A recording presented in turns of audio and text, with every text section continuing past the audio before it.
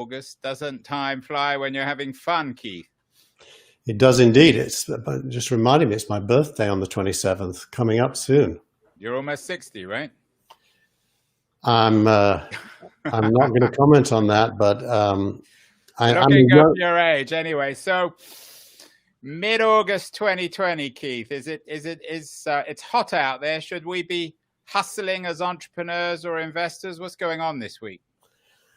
It's an interesting week. Last week we talked about TikTok a lot, and to be honest, we could have talked about it this week as well because there's a heck of a lot happening.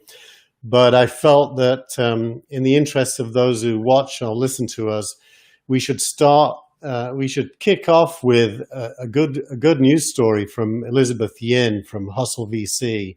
Yeah, I gave you that intro and you missed it. I said, "Is this a week for hustling?" And you missed my hustle reference. Oh, I made a big mistake, but jumped on that one. You should have hustled. You're not a hustler, Keith. I can make up for it by doing this. Oh, how about that? Wow. That's like CNN. So this Elizabeth Yin. Elizabeth Yin is your kind of paradigmatic hustler. Is that right? Yeah. Well, her firm is called Hustle VC. It's about 2 years old. She formed it with one other person. They're both Asian Americans. They spent 12 months-ish raising an $11.5 million fund. And she writes a very long narrative about everything she had to do to accomplish that. And, as somebody who's raised a lot of money in my time, I think I'm getting close to $500 million raised. I always say to people, it's really hard to raise money, and no one believes me. They think there's some kind of magic to it. Well, I have to. I mean, I don't know who you're talking to, but as someone who has raised money, usually with a massive lack of success in the past, it's the hardest thing to do. And anyone who would disagree with that is clueless, who has no idea. Because getting someone to write you a check that you would put in your bank account and then use it either in your firm or to invest in other people, it requires a huge amount of trust and belief. It's an incredibly hard job. Yeah. And even people who can afford to lose money, which is probably most investors in funds, nonetheless don't want to lose money. They want to make money. So they're all hyper competitive, firstly. And secondly, just because you have a lot of money doesn't mean that you suddenly become more liberal with your cash. Right. So Elizabeth documents how she did more than 350 meetings in less than a year. And she puts a graph of how successful she was. And for the first 6 months, she only had one commitment, which was a big commitment. It was $4 million. And only in the last month of the year did it go to the 11.5 million level. So she got so many no's and put so much effort in. And I thought it was a fairly typical story, and it's worth focusing on. By the way, the reason she did it, somebody on Twitter was whining that VCs never talk about how they raise money. So she responded, well, actually, I did. And the actual post is 2 years old, but I'd never seen it before. And I really think it's golden. So and I was just watching the video she and her partner put out about what they do. And there's definitely a strong Asian American angle about how, and this is a theme you and I have talked about and everyone talks about all the time, of how white male-centric, sort of Stanford, Harvard-centric the investment community is. And her point is that Asian American investors and entrepreneurs were profoundly underrepresented and ignored and discriminated against, which is one of the reasons why she got into this game. And what's even more interesting is she discloses that more than half of her fund came from non-American Asian investors that she didn't meet face-to-face. So it also focuses on the importance of a story and a narrative. She spent the first 3 months learning that her pitch was completely undifferentiated from any other fund that was pitching. And so she was tweaking her story almost every time she had a meeting, which looks like she had several a day sometimes. Probably too many. I mean, I think one of the things, my guess is I've never raised a fund, but it's like doing online interviews. If you do too many, you lose your zest, your freshness, and it becomes pointless, counterproductive. Well, I think that's true for you, and it's probably true for me. I don't get the impression it's true for her. I get the impression she grew into the raise and didn't resent the effort because she was convinced it was going to work, and it was just a question of time and improvement. So it's a really amazing work It is ethic. amazing. Although the only thing I would say is that, in contrast with a lot of entrepreneurs, she'd made her money, and this was certainly an exciting and ambitious endeavor. But she doesn't need this to pay her bills. She doesn't have a big burn, so she was under, I think, slightly less pressure than the typical entrepreneur. Isn't that fair? I'm not convinced that's true. Actually, I don't know her personal circumstances. Well, From she made, I mean, from my understanding, she and her partner made money as entrepreneurs independently from one another, and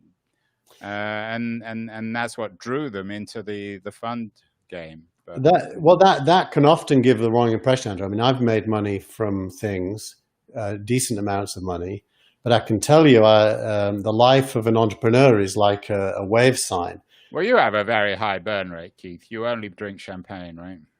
Red wine, actually, but there you Red go. wine, champagne, and you live in a palace in Palo Alto, so you have a particularly large burn rate. So, By contrast, she slept on people's spare beds, so she definitely was not splashing money around as she traveled. but in your view, you're an insider on this. You know the ups and downs of raising money, both as an entrepreneur and in terms of a fund. What's harder, raising money for a fund or raising money for your own startup? They're very different because the investor base is different. They're both hard. I've tried to raise a fund. I've never told you the story, but I'll give you 1 minute. After TechCrunch was sold, I tried to raise. Actually, I started investing my own money with a friend, Camby's Hushman, and we were very successful. We went from 0 to 7 million net asset value in like 12 months, and then raised $700,000 of other people's money, and we got to something like 4x cash on cash and 12 times the investment base in net asset value in about 2.5 to 3 years. So we're doing very well. And I tried to raise a fund based off of that, 25 million. And even though I have a really quite a decent track record, I failed to raise a fund. You know why? I didn't know the investor base. You need to know family offices and wealthy individuals, and I didn't. So it was really hard just to even get in. I know a number of other successful entrepreneurs or relatively successful entrepreneurs, high profile entrepreneurs who haven't succeeded in raising a fund. I mean, the reality is if you raise the fund, then you become the king of the jungle. Then you're only accountable to the fund managers, right? Exactly. And I am part of a fund now. It's a $200 million fund in the UK. And we have a single investor. And that single investor obviously plays a major role in our day-to-day thinking. Right. There's no way around that. You're working for your investor to turn their money into at least 3x the money they gave you. So anyway, so well done, Elizabeth Yin. We have a story that was the week that's purely good, purely positive, which is always encouraging. No controversy there. As you suggested, the Yin story also touches on architectural shifts in the digital and investment community. She raised a lot of money from Asia. And yet this week also, Keith, there's a lot of stories about this kind of, I don't know what you would call it, a paradox or a contradiction between the my dog's barking. Yeah, the shifts in the global economy and national internet policy. Is there a growing clash between government policy and globalized capital and technology flow? Well, the way I think of it is, and the story you're referring to is a great story from the Internet Governance Project, criticizing Pompeo and Trump for wanting to get off the internet being global, and of course their perspective being very national. And I think that focuses in on a major fact of our times, which is productive forces, are increasingly globalized. What do I mean by productive forces? I mean, everything that's produced is produced anywhere and sold everywhere, especially with digital products. Right. So the iPhone is the classic example. Right? Correct. So the idea that nation states can police what are effectively things that are out of their control is unlikely to end in a good place. And the TikTok ban, in quotes, because it hasn't happened yet, is a great one. I mean, my prediction is TikTok will just ignore it. And the point this article makes is, will the police go around and force everyone to uninstall TikTok? Not very. Well, maybe not in America, but they will not. Well, the Russian government or the Chinese government are much more. The Iranian government are much more effective. As you said, we don't want this to become a TikTok show. But what about the rumors on Twitter? I was kind of intrigued by those. And it seems like a much more natural match, even if the economics in it are challenging, than Microsoft.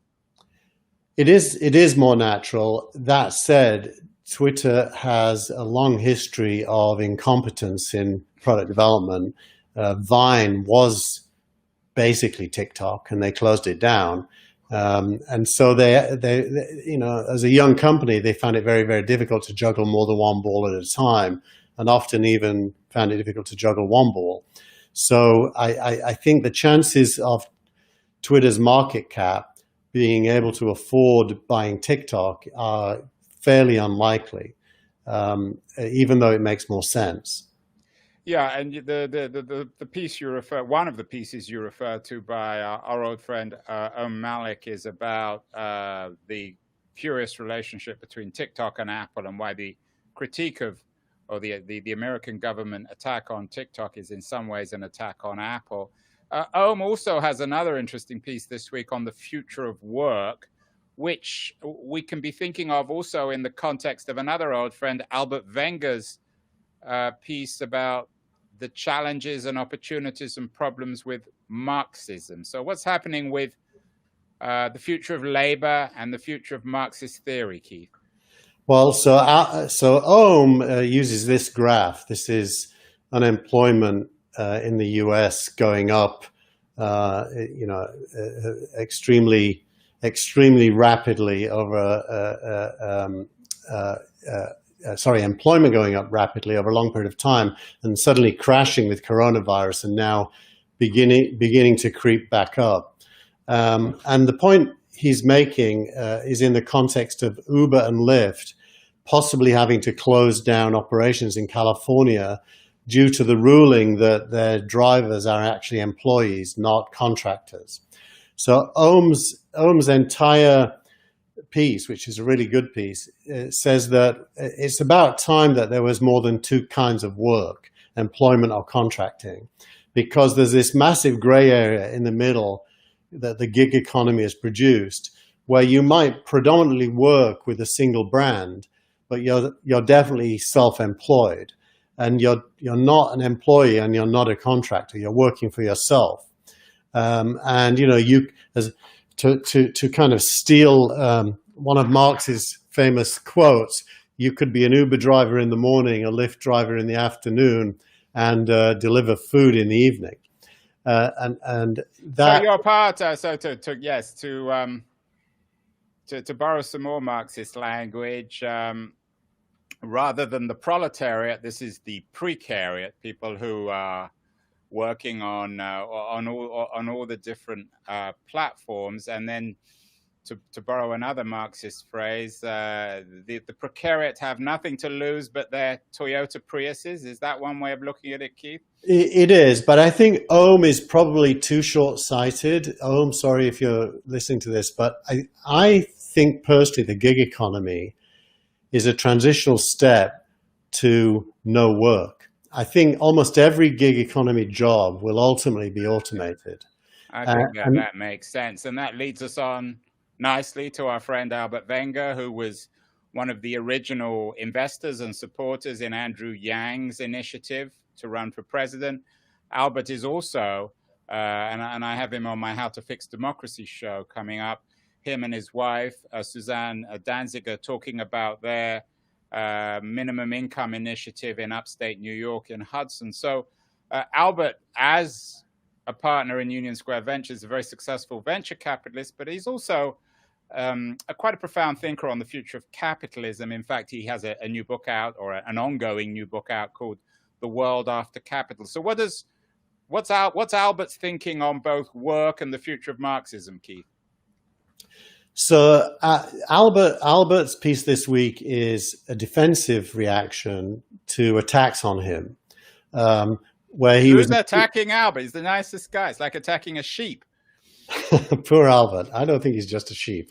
You know, the word sheep doesn't go well in a venture capitalist world, you realize. Well, he's not an aggressive fellow. No, he's not. He's a lovely fellow. Anyway, talking about sheep, you remember, again, if we're going to get all historical and theoretical, Thomas More's comment in Utopia about sheep eating men in 15th century English agriculture, which is similarly what AI now is doing to, or what you will predict AI will do to hamburger workers and drivers. So Albert is, he makes a couple of points. The first thing is he wants to make clear to everyone he's not a Marxist. And he secondly wants to make Which clear means he is one. Anyone who says they're not one is one. And then the second thing is he wants to make the point that he considers Marxism dangerous. But he also makes the point that poor capitalism is leading to a renewed interest in Marxism. And so he basically sets up this thought context of bad capitalism leads to a re-interest in Marxism, which is dangerous. And then he wants to posit his own kind of alternative. Now, the reasons he thinks Marxism are dangerous, I think, are wrong. He makes the point that Marxism can't scale because central planning can't scale. And, you know, Albert, of all people, should know that with blockchain and the cloud and computing, you could totally scale central planning. The problem isn't scaling at all. The problem is actually how do you replace so let me put this in context. I think capitalism can get to a place where there is no or very little wage labor, which is the essence of capitalism. So it's kind of not capitalism anymore if there's no wage labor, which is one of Albert's points. Now, then you need to focus on ownership. If there's no wage labor, well, then who owns production? Because no one's employing anybody. It's all robots and automation. And I think that question of who owns production, there are really only two answers: individuals or everybody. If it's individuals, then it's some kind of fiendish capitalism. And if it's everybody, it's some kind of communism.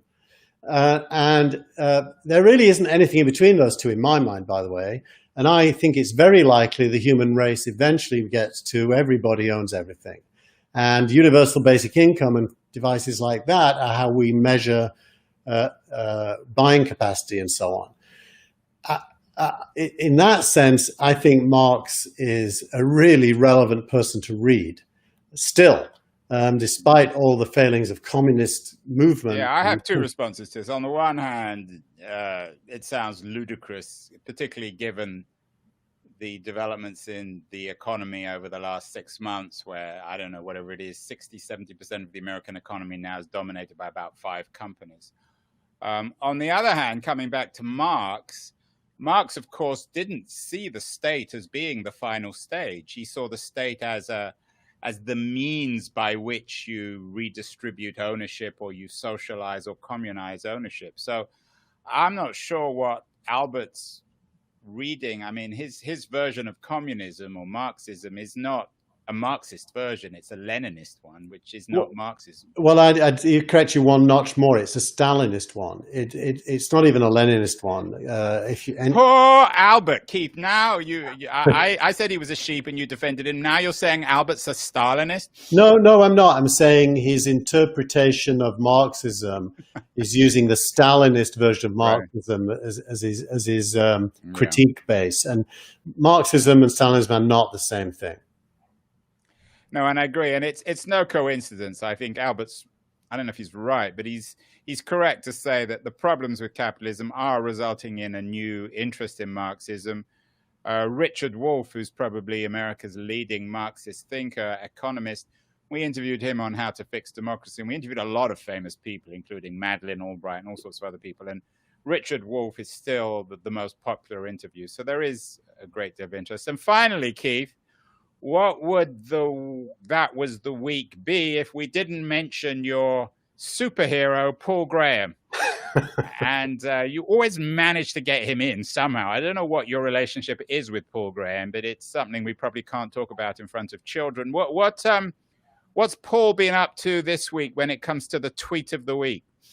Well, the first thing I should say is I don't really know Paul. I've met him once where he was having breakfast with one of his children at Joni's on California Street here in Palo Alto. And I said hi, and he vaguely knew who I was because his wife and my wife know each other in a work context. But he really doesn't know me. I have no relationship to him. Paul, if you're listening, Keith loves you. But this week he's consistently over the last few weeks been focused in on cancel culture, and the tweet of the week this week points to an article which is 6 signs that you're being cancelled, and it's a great article because it basically shows the difference between being criticized and being cancelled, and the six things that you need to look out for is, firstly, people being more punitive than normal. Secondly, deplatforming you, that is to say, implying that you shouldn't be allowed to speak. Thirdly, organizing others to join in. Fourthly, calling for secondary boycotts of you in other environments. Fifth, moral grandstanding, where the person claims to be on a higher moral ground than you. And then finally, what the author calls truthiness, which is something I have yet to understand. But those are the 6 things. He makes the point, if in your case, 2 or 3 of them are part of what you're experiencing, you're probably being cancelled. And if it's more than 4, you're definitely being cancelled. My response to that is that this is the ultimate storm in the teacup, and it tends to be incredibly relevant for academics. And perhaps next week we can talk about Scott Galloway and his reading of the future of the university and university labor, because most of the people being quote unquote uncancelled, if they really are, they're coming from the university, which is already archaic enough. So I just don't buy this cancel culture. There's a paranoia. The piece you're referring to was published on Yasha Monk's Persuasion site, which is interesting, but I just don't see it as affecting anyone outside a few conservatives in the university. You're not seeing it. I mean, no one's canceling anyone in the Valley, are they? Well, people in Valley are very careful what they say, so they don't get. We're always careful what we say. This idea that we haven't been careful in the past. Everyone has biases on gender, on race, on religion, and we're usually careful to keep it to ourselves because we know it's inappropriate and often very impolite. So I don't see any difference now. No, I think there is a difference, Andrew, which is the people who are seeking to cancel are people who we intuitively want to support. So I want to support transgender people of all persuasions. I want to support women's rights. I want to support gay rights. I want to support Black Lives Matter. So my intuition is to support. Now, if those who are oppressed or downtrodden try to cancel out other people, then it's really hard to speak out against them because you intuitively support them, but you must speak out against them. More important than anyone else, actually. Well, I don't. Well, that's because